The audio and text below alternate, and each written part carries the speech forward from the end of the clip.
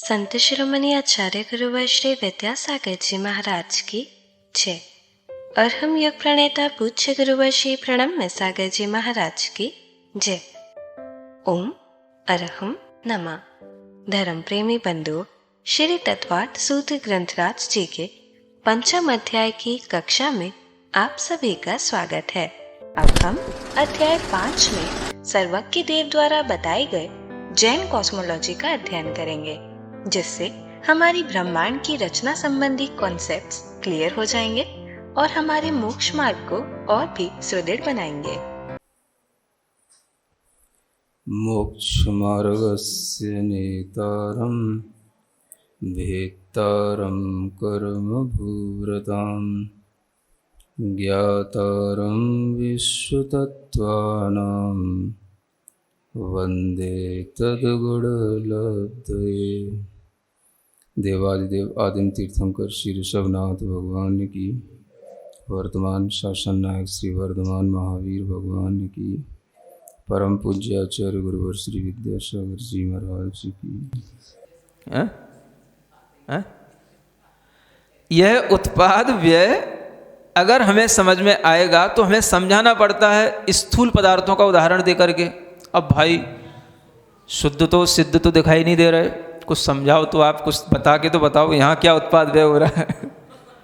यहाँ भी तो कुछ दिखाओ, जब हर पदार्थ में हो रहा है तो यहाँ भी दिखाओ कुछ। तो अब यहाँ जब हम आपको दिखाएंगे तो दिखाने के लिए हमें एक मतलब मोटी चीज़ लेनी पड़ेगी, स्थूल चीज़ लेनी पड़ेगी, वो हमें आपको दिखानी पड़ेगी, है ना। तो इसको भी समझने से पहले समझ लो कि पर्याय दो प्रकार की होती हैं। एक कहलाती है अर्थ पर्याय और एक कहलाती है व्यंजन पर्याय, है ना। केवल नाम है, जटिलता नहीं है। जो हमें दिखाई ना दे, जो अभी हम आपको बता रहे थे, बस जो केवल समझ आए, पकड़ ना आए, उसका नाम है अर्थ पर्याय। सो सिंपल, समझ आ रहा है ना। अर्थ पर्याय किसे कहते हैं? अब हम उसकी अभी सैद्धांतिक व्याख्या बताएंगे तो फिर उलझ जाओगे, और वो तो लोग पढ़ भी लेते हैं तब भी समझ नहीं पाते, तो उसको बताने से भी मतलब क्या। तो मैं बता भी नहीं रहा, है ना। इसका मतलब मैं समझ रहा, मैं जानता नहीं, मुझे पता नहीं, लेकिन मैं उलझाना नहीं चाहता। अर्थ पर्याय माने जो समझ में तो आए, पकड़ में ना आए। जैसे अभी सिद्ध की पर्याय मैंने बताई, ये सब क्या हो गई? अर्थ पर्याय। जो शुद्ध द्रव्य में मिलेगी और अशुद्ध द्रव्य में भी मिलेगी, लेकिन पकड़ में नहीं आएगी, ठीक है ना। अब जो पकड़ में आती है उसको बोलते हैं व्यंजन पर्याय। उसको क्या बोलते हैं? हाँ, जो दिखाई भी देती है, पकड़ में भी आती है, उसका नाम है व्यंजन पर्याय। जिसे मोटी पर्याय कह रहे थे, स्थूल पर्याय कह रहे थे, है ना। ये बहुत टाइम वाली होती है, तो ये समझ में आती है। तो इसी से हम समझ सकते हैं, इसी से हम समझा सकते हैं। तो यही व्यंजन पर्याय का उदाहरण दिया जाता है समझने के लिए, लेकिन समझना तो हमें अर्थ पर्याय भी होता है। तो अर्थ पर्याय तक हमें अपनी दृष्टि ले जानी पड़ती है कि हाँ कैसे। अब मान लो यहाँ पर, अब कुछ कर तो सकता नहीं मैं, कुछ भी नष्ट करने के लिए, है ना। अब आप इमेजिन करो, एक घड़ा रखा हुआ है, घड़ा मिट्टी का, समझ आ रहा है ना। तो उस घड़े पर क्या किया कि आपने एक जो है कोई भी भारी भरकम चीज ली और उसके ऊपर मार दी, ठीक है ना। तो क्या कर दिया? घड़े को तोड़ दिया। घड़े का जो अब जो फॉर्म बन गया वो उसका कहलाता है कपाल। क्या बोलते हैं उसको? हाँ। तो अब देखो, इसमें घड़ा जैसा था, घड़े का हमने नाश कर दिया। जो घड़े की जो पर्याय थी वो तो अब हमने नष्ट कर दी, और उत्पन्न हो गई कपाल की पर्याय। जो एक खपरा सा रह गया, खप्पर जिसको बोलते हैं, वो उत्पन्न हो गया। अब आप इसको देखो कि जिस समय आपने उस घड़े का नाश किया, उसके बाद कुछ टाइम लगा क्या कि भाई अभी खप्पर बन रहा है? जिस समय आपने उस घड़े की पर्याय का नाश किया, माने जिस समय घड़ा मिटा उसी समय खपरा बन गया। वो नहीं बना, उसमें टाइम गैप नहीं है। मतलब एक सिंगल इंस्टेंट भी उसमें डिफर के रूप में नहीं है, किसी भी तरीके का उसमें समय भेद नहीं है। जिस समय पर हमने उसके ऊपर हथौड़ा मारा या कुल्हाड़ी मारी या कोई भी लकड़ी मारी और वो टूट गया, और वो उस समय पर घड़े का रूप बिगड़ा, कपाल का रूप, खप्पर का रूप आ गया, उसका व्यय हुआ, इसका उत्पाद हुआ। समझ में आ रहा है? उत्पाद और व्यय होते हुए भी जो मिट्टी थी वो मिट्टी उस घड़े में भी थी और मिट्टी उस खप्पर में भी है। मिट्टी का कुछ नहीं बिगड़ा, मिट्टी तो मिट्टी है। तो उस मिट्टी को कहेंगे द्रव्य। ये घड़े का तो हो गया व्यय और कपाल का हो गया उत्पाद, और मिट्टी ज्यों की त्यों द्रव्य है। इसका नाम है उत्पाद व्यय द्रव्य युक्तम सत। अब आप इसको हर जगह लगाओ, कहीं कोई दिक्कत नहीं है। समझ आ रहा है ना? आपके लिए जैसे मान लो दीपावली आ रही है ना, सब लोग क्या करते हैं, सोने की चीज़ें लाते हैं, चांदी की चीज़ें लाते हैं, तरह तरह के आइटम बनाते हैं। कहीं सोना अपने पास पहले का रखा हुआ होगा, उसको गला भी लेते हैं, कोई नया भी बनवा लेते हैं। समझ आ रहा है ना? आपके पास में सोना किसी रूप में पड़ा हुआ है, कहीं कुछ पड़ी हुई, कहीं कुछ पड़ी, सबको इकट्ठा कराया आपने और एक बढ़िया सा हार बनवा लिया। तो क्या हुआ? स्वर्ण तो जो गोल्ड था वो तो ज्यों का त्यों रहा, उसका जो पहले पर्याय थी अलग अलग पड़ी हुई थी वो सब आपने इकट्ठी करके उसकी एक नई जो है हार के रूप में पर्याय बनवा लिया आपने। समझ आ रहा है? अब वो आपको देख करके लग रहा है हाँ अब ये इसका अच्छा यूज हो गया। बदला क्या? स्वर्ण तो ज्यों का त्यों रहा ना, स्वर्ण तो कहीं नहीं गया, केवल बस उसकी आपने पर्याय जो है जो पहले थी वो टुकड़ों टुकड़ों में थी, बस वो आपने उसको हार के रूप में बना ली। ठीक है ना? उत्पाद नई पर्याय का कर लिया, हार का उत्पाद हो गया, व्यय पुरानी पर्याय का हो गया, और द्रव्य ज्यों का त्यों स्वर्ण ज्यों का त्यों बना रहा। समझ आ रहा है? तो हर जगह पर यही तो हो रहा है, चाहे व्यक्ति हो चाहे कोई वस्तु हो, हर चीज में यह उत्पाद व्यय होता ही रहता है, और द्रव्य के साथ में वस्तुएं नई होकर के आती हैं। जो हर समय होता है वो पकड़ में नहीं आता, जो बहुत टाइम के साथ हो जाता है वो हमारे लिए ग्रहण करने में आ जाता है ना? अब किसी चीज को पूरा उसकी पर्याय को पूरा नाश करने में, किसी चीज को नया उत्पाद करने में जो टाइम लग रहा है ना, वो टाइम कितना ही हो, लेकिन जिस समय पर वो कोई नई चीज बनेगी उस समय पर पुरानी चीज उसी समय पर नष्ट हुई होगी। समझ आ रहा है? और द्रव्य ज्यों का त्यों बना रहता है। बस मनाओ आप दीपावली अच्छे ढंग से। क्या करना है आपको? तो अगर हमें अच्छे ढंग से दीपावली का भाव लाना है तो हम कोई भी चीज़ें अपने सामने रख सकते हैं जो अपने सामने हमेशा रहें। आज तक आप क्या करते आए? हर साल नई चीज़ें खरीदते हो, अगले साल फिर नई चीज़ें ले आते हो, पुरानी को नई से रिप्लेस कर लेते हो। कोई भी चीज़ें द्रव्य के रूप में, सत्ता के रूप में हमेशा तो नहीं रहती। समझ आ रहा है ना? तो कुछ ऐसा करो कि द्रव्य के रूप में, सत्ता के रूप में जो चीज़ें रखी रहें, है ना? मेटल का उपयोग आप करते ही हो, चाहे तांबा हो, चाहे है ना चांदी हो, चाहे सोना हो, आप उसको कोई ऐसे रूप में बनाओ, ऐसे रूप में उसका कुछ करो कि वो आपके लिए हमेशा रखा रहे, और वो सब आपके लिए हाँ अच्छा धर्म की याद भी दिलाता रहे। हैं? क्या रखेंगे? हाँ, तो ये मुजफ्फरनगर के लोग सीख गए हैं, तो ये कह रहे हैं कि इस बार हमें अपने अपने घरों में जो ताम्रपत्र पर या चांदी पर है ना एक वर्धमान स्तोत्र की रचना होकर के आई है ना, तो उसको सब लोग जो है अपने अपने घर में रख कर के उसको एक वर्धमान भगवान की भक्ति के रूप में अपने घर में अगर रखेंगे तो उससे जो है उनके अंदर क्या भाव आएगा? सत का भाव आएगा। सत, ये द्रव्य कैसा है?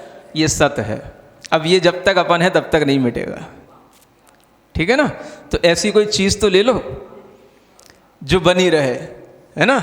बच्चे हैं, घर की बहुएं हैं, कोई भी अंगूठी बनवा लोगे, हार बनवा लोगे तो वो छीनने की कोशिश करेंगे, लेने की कोशिश करेंगे, कभी ना कभी उसको बदल के नया बनवाने की कोशिश करेंगे, और ऐसी कोई चीज़ बन गई तो हमेशा रखी रहेगी। समझ आ रहा है ना? तो बस ऐसे ही ज्ञान का उपयोग करो तो अपने घर में भी कुछ सत रूप में दिखाई देगा, और जो सत होएगा तो उसी का नाम है कुछ सारभूत चीज है घर में, है ना। तो वो चीज़ें बन रही हैं आप लोगों के ही मतलब दृष्टिकोण से कि आप लोग इन सत चीज़ों से अब आगे आने वाली दीपावली में लाभ उठाएं, और इस तरह से भगवान की भक्ति में लिखे गए जो भी स्तुतियां हैं, मंत्र हैं, उन सबको आप एक स्थायित्व प्रदान करें। तो ये आपके लिए एक शास्त्र की भी स्थायित्व की बात होगी, अपनी भक्ति की भी स्थायित्व की बात होगी, और वर्धमान भगवान के प्रति भी लंबे समय तक स्थायित्व की भावना बनी रहेगी। इस तरह की चीज़ों को समायोजित करना चाहिए, है ना। ये भी उत्पाद व्यय द्रव्य युक्तम सत में समझ लेना चाहिए, ठीक है ना। एक सूत्र और है इसी के साथ में, तद भावा व्ययम नित्यम। अब फिर कहते हैं ये जो नित्य है, नित्य माने हमेशा बना रहने वाला, ये क्या है? तद्भाव का व्यय नहीं होना। तद्भाव माने, तद्भाव का मतलब ये होता है कि जो चीज़ हमने आज जैसी देखी है वो भी कल वैसी दिखाई दे, उसको बोलते तद्भाव। दिस इज दैट, समझ आ रहा ना। दिस तो यहाँ के लिए, दैट माने वहाँ के लिए। तो जो वो कल थी, समझ आ रहा ना, वही आज है, लेकिन उसका फॉर्म जो है भले ही ऊपर से कुछ बदले, लेकिन वो चीज़ हमें वैसी लगनी चाहिए। This is that. नहीं समझ आ रहा? ये तो चलता रहता है ना। ये चलने का नाम ही है नित्यपना। अब कोई पूछे सत होता है, तो सत तो हमेशा बना रहता है, और सत में आप ये भी कह रहे हो कि उत्पाद भी होता है, व्यय भी होता है। तो जब उत्पाद व्यय सब हो गया तो फिर वो नित्य कैसे रहा? तो नित्य इसलिए रहा क्योंकि यह वही है, ये वही गोल्ड है जो पहले छोटे छोटे सी अंगूठियों और थोड़े थोड़े टुकड़ों में पड़ा था, अब इसको मैंने एक हार का रूप दे दिया। ये वही गोल्ड है, दिस इज दैट। समझ आ रहा है? तो ये क्या हो गया? उस भाव का, जो भाव गोल्ड का था, उस भाव का नाश नहीं हुआ, गोल्ड का भाव तो वही बना रहा। समझ आ रहा है ना? तो वह भाव का बना रहने का नाम है नित्य। अब आपने उसको नित्य बना लिया, वो नित्य हो गया, ठीक है ना। दुनिया में जो भी आप चीज़ें देखेंगे, अधिकतर चीज़ों की पर्यायें बदल रही हैं, है ना। फिर भी आप उसको उसी रूप में स्वीकारते तो हो।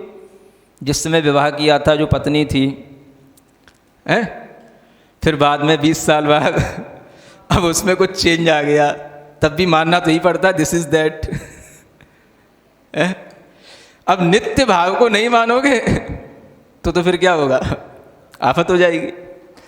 तो उसी का नाम है नित्यपना, स्वीकार हमारे लिए हो रहा है ना। लेकिन कुछ चीज़ें ऐसी होती जिनमें नित्यपना एक जैसा बना रह सकता है, जो आपको अभी बताया, है ना। इस तरीके के जैसे ये जो स्तोत्र वगैरह जो ताम्रपत्र आदि पर लिखे रहे, इनमें नित्यपना बना रहेगा। तद भावा व्ययम नित्यम, ये उस भाव का विनाश नहीं होएगा। अब उसका तो विनाश नहीं हो रहा है, आपका भी भाव उसमें बना रहेगा। क्या है ये? ये वर्धमान स्तोत्र है। किसके लिए है? ये भगवान वर्धमान की स्तुति है। तो ये जो आपके अंदर भाव आया, ये भाव कैसे आएगा? ये उसको देख करके आएगा। तो जैसे ही आप नित्य चीज को देखोगे तो आपका भाव अगर अनित्य भी हो रहा होगा तो नित्य फिर हो जाएगा। समझ आ रहा है ना? इसलिए कहा जाता है जैसी चीजों को सामने रखोगे वैसे ही आपके भाव होंगे, है ना। शुद्ध चीजों को रखोगे, नित्य रहने वाली चीजों को रखोगे तो आपके भाव भी नित्य हमेशा भक्ति रूप वैसे बने रहेंगे। और अनित्य अनित्य चीजों को सामने रखे रहोगे तो हर रोज नए नए अनित्यता के भाव आएंगे। सिर चकराता है अनित्यता के भावों से, ये भी टूट गया, ये भी चला गया, ये भी गया, ये भी गया। कुछ तो हो जो कांस्टेंट हो। तो क्या है? तो उसको रखो अपने पास में, ठीक है ना। तो ये बड़ा अच्छा सूत्र है। उस भाव का कभी व्यय नहीं होना, है ना। वो चीज़ वही है जो किसी भी रूप से अपनी फॉर्म को तो चेंज कर ली, लेकिन उस चीज़ का जो भाव था नित्य, वो वैसा ही बना हुआ, तभी वो चीज़ हमारे ज्ञान में आती है। उसको हम जो रिकॉग्नाइज करते हैं, वो किसी भी चीज़ को 2 दिन बाद, 10 दिन बाद, 20 साल बाद, दिस इज दैट कैसे कर पाते हैं? उसमें ये नित्यपने का भाव होता है, तभी कर पाते हैं। इसको आचार्यों ने न्याय की भाषा में कहा एकत्व प्रत्यभिज्ञान। क्या बोलते हैं इसको? हाँ, एक प्रत्यवी ज्ञान होता है, उस प्रत्यवी ज्ञान के भी कई भेद होते हैं, तो उसको बोलते हैं एकत्व प्रत्यवी ज्ञान। माने कि ये उसी में एक पना आना, ये वही है, ये वही है, ये एकत्व प्रत्यवी ज्ञान होता है ना। सदृश नहीं है, सदृश में तो उसके सिमिलर होता है। हाँ, ये वही है, ये वही पत्नी है, ये वही पुत्र है जो अब बड़ा हो गया है, 10 साल बाद मिला है, देखा है, समझ आ रहा है ना। तो उस जैसी है ऐसा नहीं कहा जाता है, वही है। किससे? एकत्व प्रत्यवी ज्ञान के माध्यम से। तो इसी के माध्यम से वस्तु का अस्तित्व नित्य के रूप में हमें प्रतिभाषित होता है। इसलिए सूत्र बताता है कि उस भाव का कभी व्यय नहीं होता जिस भाव में वो वस्तु रहती है। ठीक है ना, ये नित्यपना है। इसके आगे भी थोड़ा सा विषय और बचा है, उसी समय पर बाद में देखेंगे। ओम अरहम नमः। तो चलिए आज की कक्षा का एक क्विक रिवीजन कर लेते हैं। सूत्र 30 में हमने जाना कि जो उत्पाद व्यय और द्रव्य से युक्त है वही सत है। उत्पाद व्यय पर्याय में होता है और द्रव्य द्रव्य होता है। पर्याय भी 2 प्रकार की होती है, अर्थ पर्याय और व्यंजन पर्याय। अर्थ पर्याय केवल समझ में आती है, पकड़ में नहीं। ये शुद्ध और अशुद्ध दोनों द्रव्यों में होती है। व्यंजन पर्याय बहुत समय वाली होती है, स्थूल होती है और पकड़ में भी आती है। हम व्यंजन पर्याय समझ और समझा सकते हैं, अर्थ पर्याय को नहीं। जैसे सिद्ध भगवान में उत्पाद व्यय हम देख तो नहीं सकते, लेकिन स्थूल पदार्थों के उदाहरण से समझ सकते हैं। उदाहरण के लिए, अगर हमने एक घड़े पर भारी चीज से चोट की और वह टूटकर कपाल बन गया, तो घड़े की पर्याय का नाश हो गया और उसी क्षण कपाल की पर्याय जो एक खपरा या खप्पर सी है उत्पन्न हो गई, पर मिट्टी का कुछ नहीं बिगड़ा, वो द्रव्य है। इसी प्रकार दीपावली पर हम सोने की चीजों को गलाकर नया हार आदि बनवा लेते हैं, तो स्वर्ण तो ज्यों का त्यों रहता है, सिर्फ उसकी पर्याय टुकड़ों टुकड़ों से हार के रूप में बदल जाती है। हर जगह व्यक्ति में, वस्तु में यही हो रहा है। जिस समय पर कोई नई चीज बनेगी, उस समय पर पुरानी चीज नष्ट होगी और द्रव्य ज्यों का त्यों बना रहेगा। मुनिश्री ने उत्पाद व्यय और द्रव्य समझाते हुए अच्छे ढंग से दीपावली मनाने की प्रेरणा दी। जहां हम हर साल नई चीजें खरीदकर पुरानी चीजों को रिप्लेस करते हैं, हमें कुछ चीजें जो धर्म की याद दिलाती रहें, उन्हें द्रव्य रूप, सत्ता रूप रखना चाहिए। हम अपने अपने घरों में वर्धमान भगवान की भक्ति के रूप में ताम्रपत्र पर या चांदी पर वर्धमान स्तोत्र की रचना रखेंगे, तो उससे हमारे अंदर सत का भाव आएगा।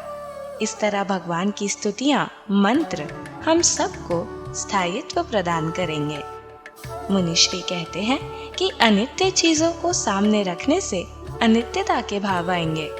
ताम्रपत्र आदि पर लिखे स्तोत्र से नित्य भक्ति का भाव बना रहेगा। सूत्र 21 में हमने जाना कि तद्भाव का वह नहीं होना ही नित्य है। नित्य मतलब हमेशा बना रहने वाला। तद्भाव मतलब दिस इज दैट, दिस यहाँ के लिए है, दैट वहाँ के लिए है।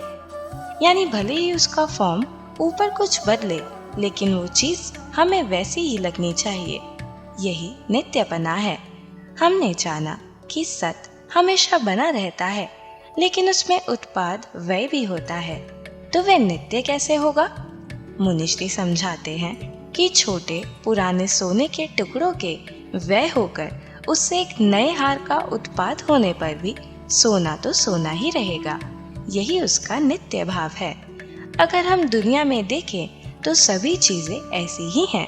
शादी के 20 साल में पत्नी में भी चेंजेस आते हैं, मगर हम मानते हैं दिस इज दैट। किसी भी चीज को हम सालों बाद भी रिकॉग्नाइज कर पाते हैं, उसमें यह नित्य बने का भाव होता है। न्याय की भाषा में इसे एकत्व प्रत्यवी ज्ञान कहते हैं। मतलब उसी में एक पना आना कि यह वही है।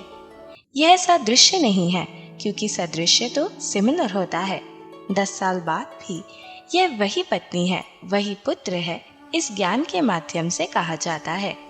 इसी से वस्तु का अस्तित्व नित्य के रूप में प्रतिभासित होता है। तो चलिए अब हम सभी जिनवाणी स्तुति करेंगे और तत्पश्चात समय होगा आज के सवाल का।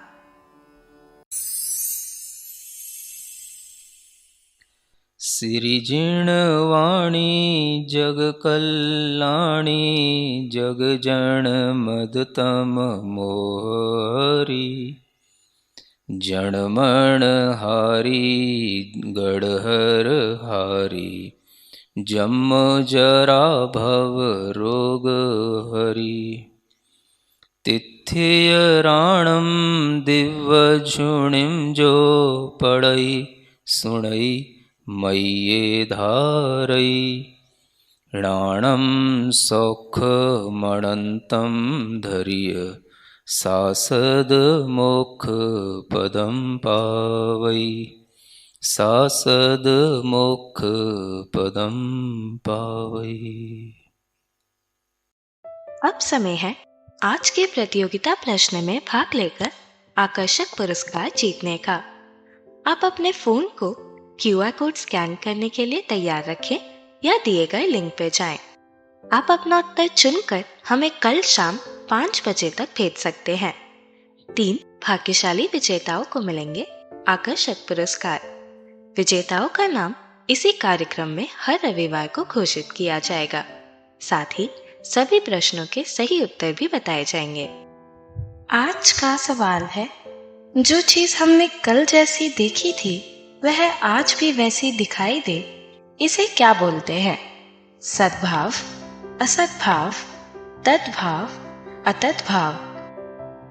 अध्याय 5 की कक्षा 38 के आज के सवाल का सही उत्तर है द्रव्य।